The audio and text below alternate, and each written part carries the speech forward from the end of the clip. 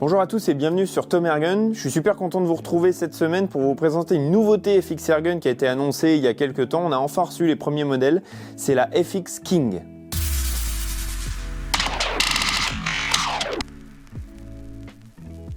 Dans un premier temps, l'œil est attiré évidemment par cette superbe crosse puisque FX Airgun a fait un partenariat avec GRS qui est un fabricant spécialisé de crosses tactiques et vraiment moulé à la forme des mains, du coup qui permet en fait d'avoir une esthétique à la fois vraiment très tranchante mais aussi une prise en main exceptionnelle. Côté technique sur cette FX King, on reprend globalement le bloc d'une Pantera. Donc on avait déjà fait pas mal l'explication de ce bloc sur la Pantera Hunter Compact, mais je vais vous réexpliquer ici les différentes caractéristiques. Globalement, côté technique, on va retrouver ici un rail Picatinny sur le dessus. Alors il est panté en 30 MOA, donc pour vous permettre de gagner de la distance d'atteinte par rapport à votre cible, donc à plus grande distance, 100 mètres, 150 mètres, 200 mètres et plus. Et il est aussi gradué. Donc ça, c'est la particularité des nouveaux blocs Pantera. C'est-à-dire que si vous avez besoin de retirer la lunette pour une opération de réglage de régulateur ou autre, ou de changement de lunette tout simplement, vous venez remettre les colliers au même numéro et globalement, le réglage sera quasi le même. Vous aurez peut-être quelques clics d'ajustement à faire, mais c'est un gros avantage du coup de permettre cette fonctionnalité.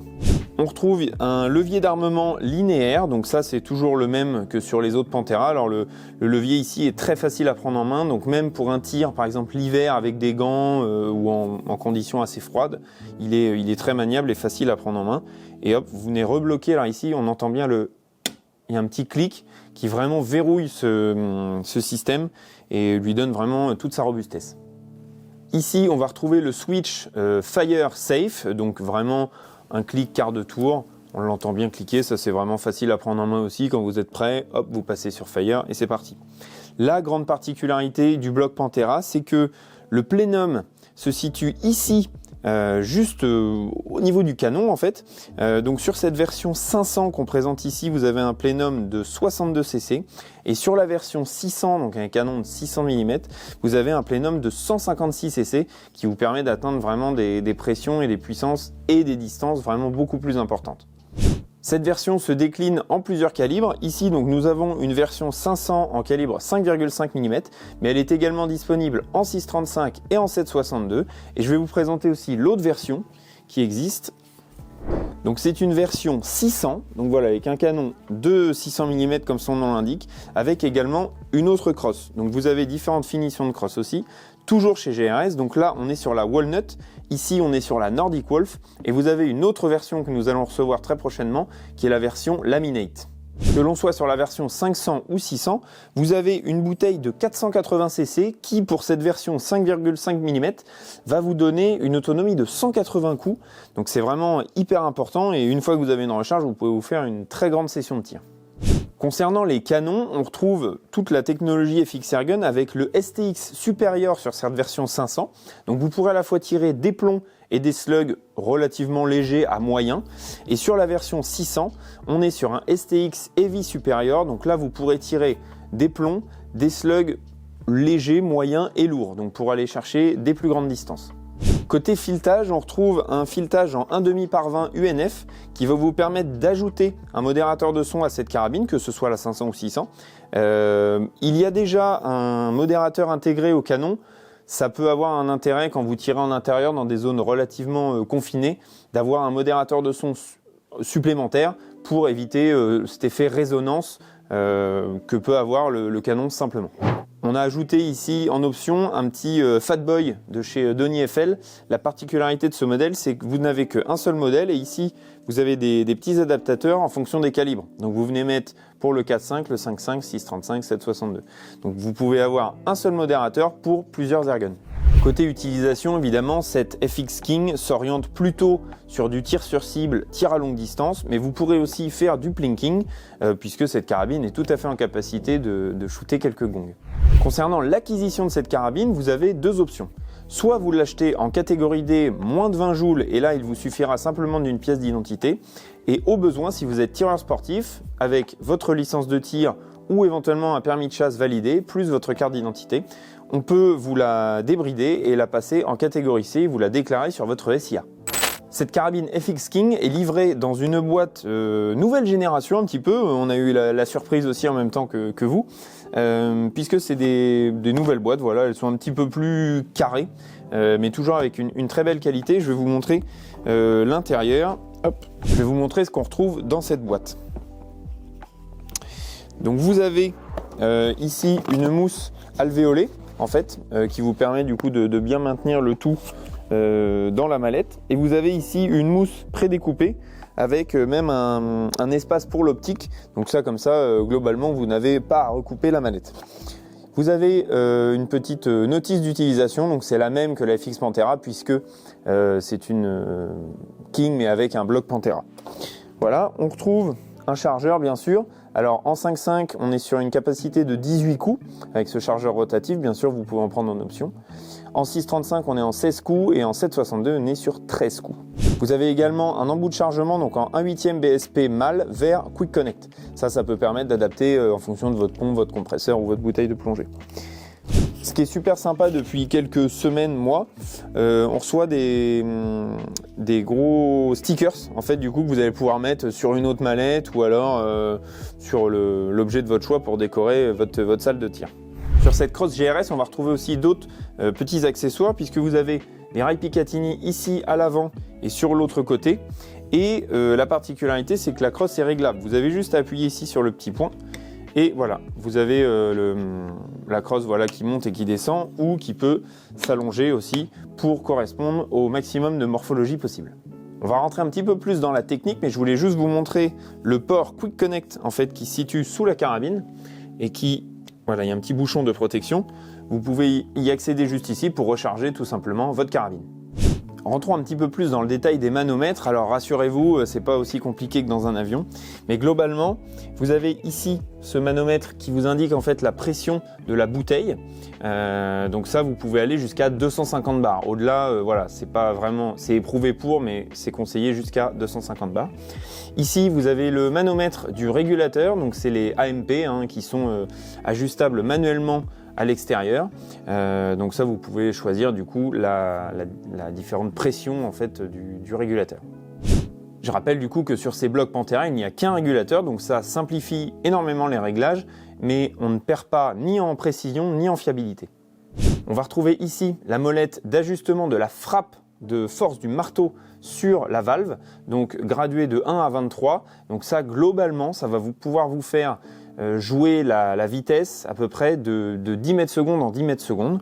Donc pour régler votre carabine en fonction des plombs ou des slugs que vous voulez tirer. Et ici, on a le micro-ajusteur donc qui lui va venir ajuster la vitesse quasiment au mètre seconde.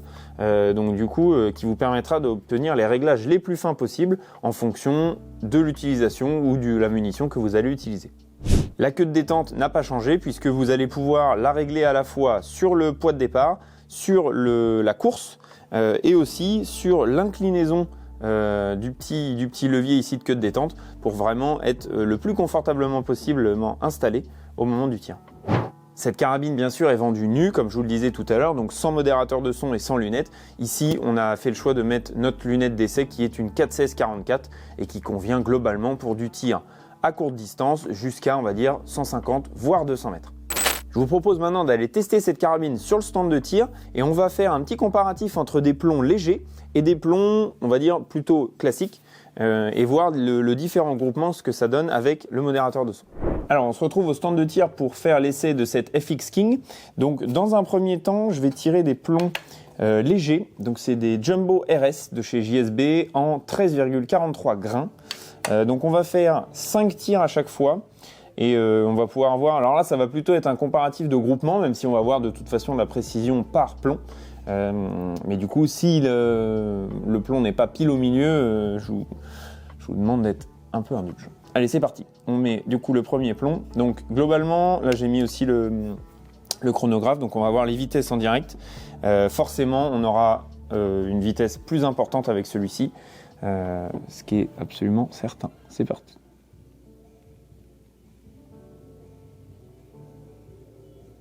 Ah, alors si je mets pas le fire, ça va pas le faire, mais là c'est parti.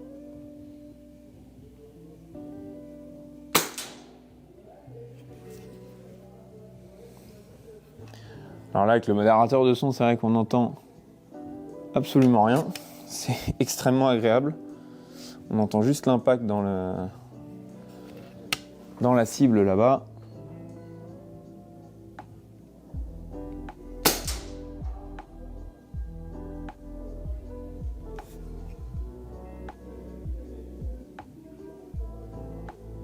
Hop. Alors je mets les plombs un à un exprès pour ne pas potentiellement forcer et déformer le plomb dans le chargeur pour avoir le max de précision. Je sais qu'il y a pas mal de gens qui utilisent des chargeurs, mais il y a aussi pas mal de gens qui utilisent des single shots ou qui alimentent plomb par plomb, étant donné que le tir de précision c'est pas un exercice de rapidité absolue.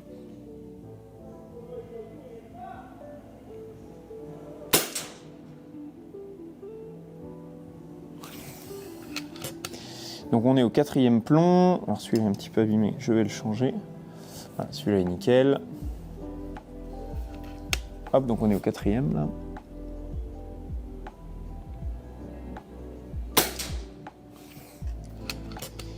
Et on va en mettre un petit 5e. Voilà. Ça s'alimente bien, franchement, tout seul comme ça, c'est assez agréable.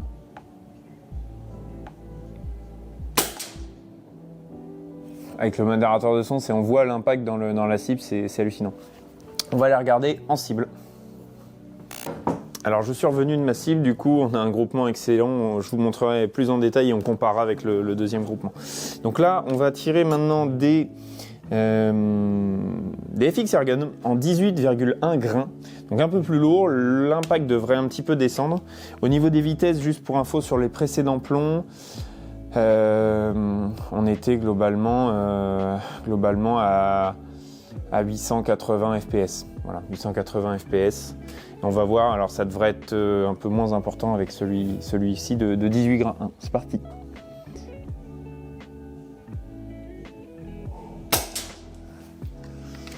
Voilà, c'est normal, je vois l'impact déjà un petit peu en dessous, mais le plomb étant plus lourd, c'est tout à fait normal.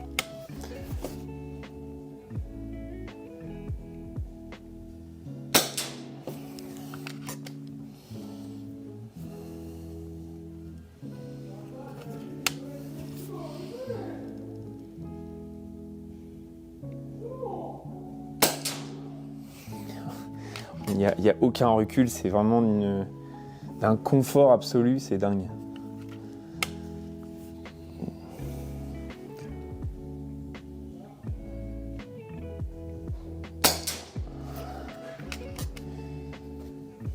Allez, un petit dernier pour finir la série, puis on va aller chercher cette cible.